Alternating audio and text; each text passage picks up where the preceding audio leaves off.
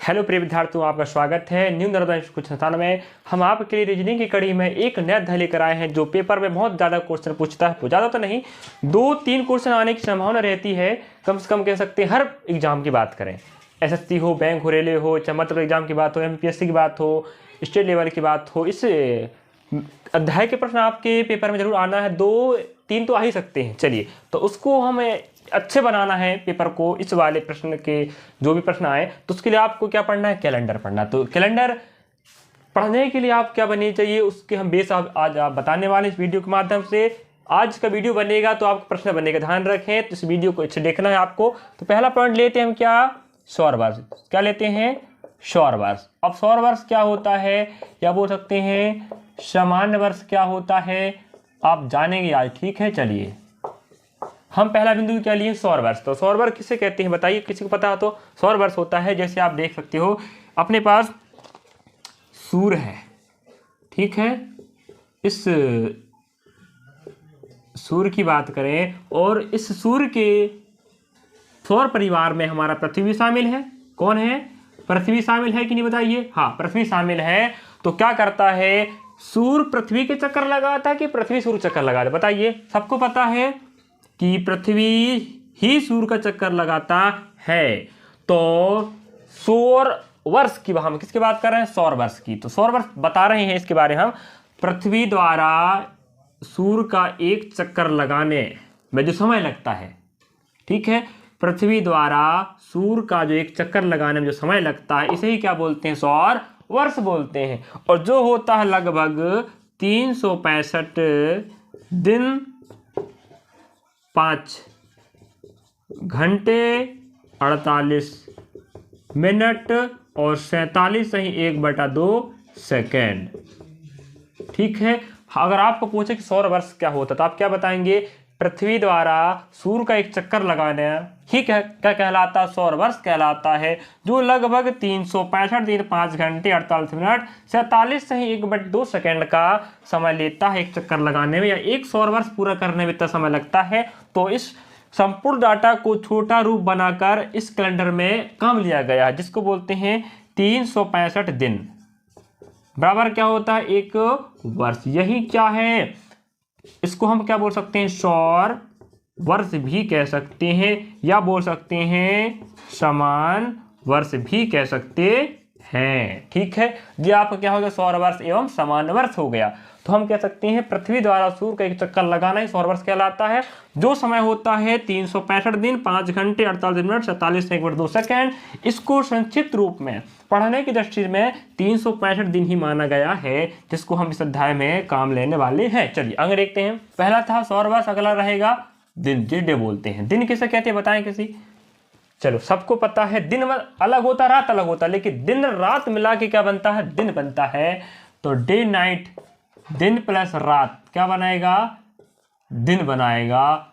जो होता है 24 घंटे का, क्या होता है 24 घंटे का। दिन रहेगा 12 घंटे का और रात रहेगा 12 घंटे का। दिन और रात आपस में मिलेगा तो क्या बनेगा, दिन बनेगा। जो होता है 12-12 मिला के 24 घंटे का, और इसी 24 घंटे को हम क्या बोलते हैं, दिन बोलते हैं। ध्यान रखा, ठीक है।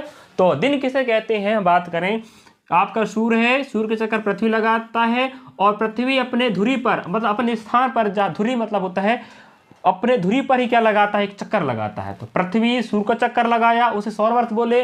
और पृथ्वी जब अपने ही स्थान पर या अपनी धुरी पर एक चक्कर लगाता है, और उस चक्कर को जो लगाने में जो समय लगता है, उसे हम क्या बोलते हैं, एक दिन बोलेंगे। जो होता है 12 घंटे दिन और 12 घंटे रात मिला के क्या बनता है, एक दिन। मतलब एक जो पृथ्वी होता है अपने धुरी पर जो चक्कर लगाता है, उसमें जो समय लगता है वो होता है 24 घंटे का। इसे ही क्या बोलते हैं, हम दिन बोलते हैं। ठीक समझ आया नहीं आया। चलिए, वर्ष क्या लेते हैं, वर्ष। अब वर्ष की बात करें तो वर्ष क्या होता है, वर्ष क्या होता है पढ़े थे आपने।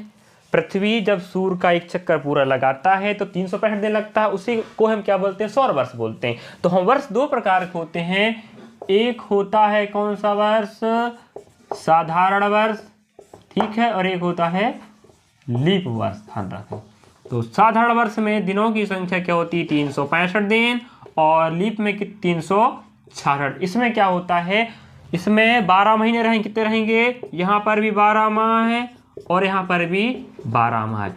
लेकिन इस वाले माह में जो फरवरी होता है वो होता है 28 दिनों का, और यहाँ पर होता है फरवरी कितने दिनों का भाई, 29 दिनों का। जिस कारण से यहाँ एक दिन, यहाँ तो ठीक है 28 ही रहेगा, 365 है, यहाँ एक दिन बढ़ गया, जिस कारण से एक दिन यहाँ पर भी बढ़ गया। टोटल दिनों में संख्या 365 से कितना बन गया, 366, फरवरी का 29 होने के कारण, जिस कारण से इसे बोलते हैं लीप वर्ष। और ध्यान रखें, लीप वर्ष प्रत्येक 4 सालों के बाद आता है, प्रत्येक 4 सालों के बाद कौन आता है, लीप वर्ष। जैसे 2020 था, इसके बाद आएगा 2024 में, फिर 28 में, फिर 32 में। इस प्रकार लीप वर्ष होता है जो हर प्रत्येक 4 सालों के अंतराल पर आपको लीप वर्ष देखने को मिलेगा, जिसमें दिनों की कुल संख्या होती 365। अगर हम बात करें इन साधारण वर्ष और लीप वर्ष में कितने विषम दिन होते हैं या कितने सप्ताह होते हैं, तो भाई सप्ताह होता 7 दिनों का समूह। जैसे 7 दिनों के समूह क्या बोलते हैं, सप्ताह। और सप्ताह हमें निकालना है तो 365 में किसका भाग लगा दें, 7 का, तो क्या निकल जाएगा, सप्ताह। यहां निकालते हैं सप्ताह, चलिए देखते हैं, चलिए भाग लगाइए सप्ताह। 7 पना 35, 1 बज गया, 7 दूनी 14, 52 आ गया, 1 बज गया शेषफल। तो जो भागफल आया है कौन, 52, यही कहलाता है कि आपका सप्ताह है। ठीक है, जो भागफल आएगा सप्ताह कहलाएगा, और जो शेष फल आया है 1, क्योंकि 7 दूनी 14 हुआ, 1 बच गया, शेष फल ही कहलाता है क्या, विषम दिन। इसे बोलते हैं ऑड डे, या बोल सकते हैं विषम दिन। यही विषम दिन आपके आगे प्रश्नों में हल करने में सहायता प्रदान करने वाला है। चलिए आगे चलते हैं। उसी प्रकार हम देखते हैं कि साधारण वर्ष में कितने सप्ताह हो रहे हैं, 52 सप्ताह प्लस 1 विषम दिन। यहाँ की बात करें तो यहाँ रहेगा 366, भाग लगाते 7 से, क्या निकालने के लिए, सप्ताह निकालने के लिए। तो 7 पना 35, 1 7 दूनी 14, कितने बचे, 2 बचे। तो 52 क्या है भागफल, यही 52 कहलाएगा आपके लिए सप्ताह, और 2 बच रहे शेष में यही कहलाएगा आपका विषम दिन। तो आप कह सकते हो साधारण वर्ष में 52 सप्ताह, लीप वर्ष में भी 52 सप्ताह, लेकिन साधारण में 1 विषम दिन एक्स्ट्रा बच रहा है, और यहाँ पर रहेगा 2 दिन एक्स्ट्रा। इसी एक्स्ट्रा या अलग दिन को हम बोल सकते हैं विषम दिन। यहाँ पर विषम दिन होगा 2। चलिए आगे चलते हैं। देख सकते हैं आप, जैसे अभी आपने क्या पढ़े, वर्ष पढ़े, तो वर्ष, साधारण वर्ष और लीप वर्ष। अगर कोई भी वर्ष साधारण वर्ष है या लीप वर्ष है, कैसे पहचान कर सकते हो आप, कोई भी वर्ष साधारण वर्ष या लीप वर्ष, इसकी पहचान हम, जो भी सन देगा उसको किससे भाग लगाना, 4 से। ठीक, ऊपर जो भी सन देगा या जो भी सन दिया है, लीप है या साधारण है, इसकी जानकारी पता करना, तो आप क्या करना है, दिया गया सन को 4 से भाग लगा लो। अगर 4 से पूरा भाग जा रहा है तो ही क्या होगा, लीप होगा, अन्यथा साधारण वर्ष ही होगा। ध्यान रखें, 4 से भाग लगाइए, पूरा 4 से भाग जाता है तो लीप कहलाएगा, और नहीं जाता तो साधारण वर्ष कहलाएगा। तो ध्यान रखें। अब अगला चौथा पॉइंट क्या रहेगा, शताब्दी वर्ष। शताब्दी वर्ष, या हम बोल सकते हैं दशकीय वर्ष। किसे बोलते हैं, कोई बताएगा, चलिए बताइए। शताब्दी मतलब होता है 100 सालों का समूह, और दशकीय होता है 10 सालों का समूह। ठीक है, ध्यान रखें। चलिए, तो हमें बात क्या करना है, यहाँ शताब्दी वाला प्रश्न आए तो कैसे करना वो देखना। शताब्दी मतलब 100 सालों का समूह, दशकीय मतलब 10 सालों का समूह। अगर हम यहाँ बात करें, शताब्दी लीप वर्ष है कि नहीं, शताब्दी लीप वर्ष है कि नहीं, कोई वर्ष दिया है जो क्या शताब्दी वर्ष है या साल है, उसके बारे में लीप वर्ष की जानकारी हम पता करना है। तो कोई भी शताब्दी वर्ष है 400 से भाग लगाइए। ठीक है, किससे भाग लगाना है, कोई सा भी शताब्दी वर्ष है 400 से भाग लगाओ। अगर भाग पूरा जाता है, अगर भाग पूरा जाता है तो क्या कहलाएगा, लीप वर्ष। और 400 का भाग पूरा दिए गए शताब्दी वर्ष में नहीं जाता है तो क्या कहलाएगा, साधारण वर्ष कहलाएगा। समझ गए बात, क्लियर। चलिए आगे बढ़ते। हम बात करें, यहाँ कुछ कोड होता है तो कोड लिखवा दे रहा हूँ शॉर्ट भाषा, ध्यान रखें आप लोग, जो काम आएगा आगे। यहाँ 100 लिखें, उसके बाद 200, उसके बाद 300, फिर रहेगा 400। तो 100 के जो गुणज रहेगा, और 200 गुणज 300, फिर 400 का। 100 का कोड बनता है 5, 200 का बनेगा 3, और 300 का बनेगा 1, और 400 का बनता है 0। तो ये कोड आपको याद होनी चाहिए, ध्यान रखें, बहुत काम का कोड है, ठीक है, जो आगे आपको प्रश्न हल करने में सहायता प्रदान करने वाला है। चलिए पॉइंट नंबर 5वां जो रहेगा दिनों एवं महीनों का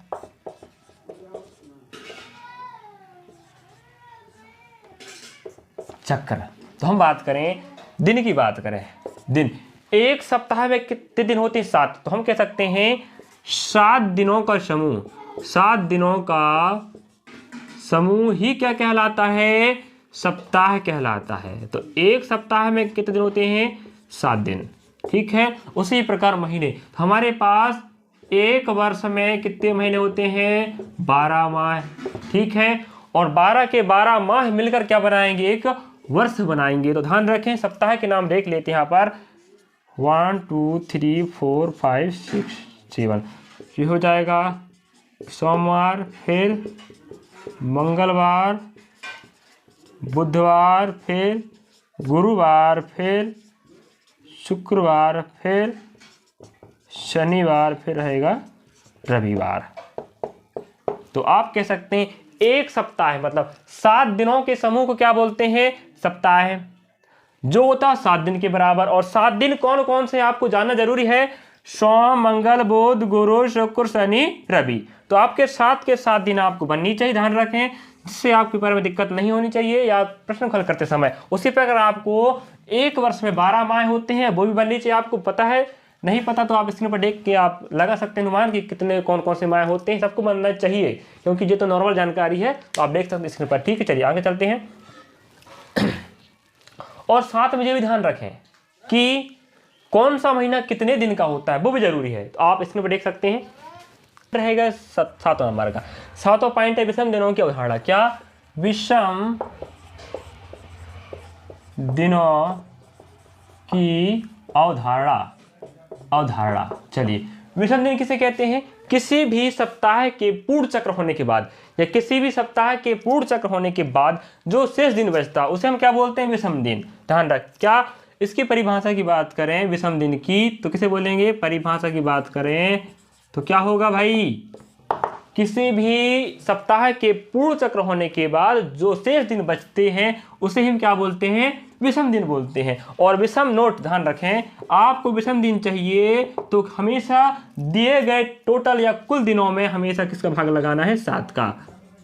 कुल दिनों में 7 का भाग लगाने से आप क्या मिलेगा? विषम दिनों की संख्या प्राप्त होगी। ध्यान रखें, अगर आपके पास टोटल दिन है और विषम दिन चाहिए तो हमेशा 7 से भाग लगा दो, आपके विषम दिन निकल जाएंगे। तो सप्ताह का चक्र पूरा होने के बाद जो दिन शेष बचते हैं वही कहलाता है क्या? विषम दिन। ध्यान रखें। और अगला नोट कह सकते हैं विषम दिनों की संख्या अधिकतम 1 हो सकती है। कितना हो सकती है? नहीं, कम से कम विषम दिनों की संख्या 1 हो सकती है और अधिक से अधिक 6 संख्या हो सकती है। 6 से ज़्यादा विषम दिन नहीं हो सकते, क्योंकि 7 हो जाएगा तो वो तो सप्ताह का पूरा चक्र ही हो जाएगा ना। तो हम कह सकते हैं विषम। नोट नंबर सेकंड, पहला नोट देख चुके हो, सेकंड नोट, विषम दिनों की कम से कम संख्या 1 हो सकती है और अधिक से अधिक हो सकती है 6 से ज़्यादा नहीं हो सकती। चलिए आगे चलते हैं।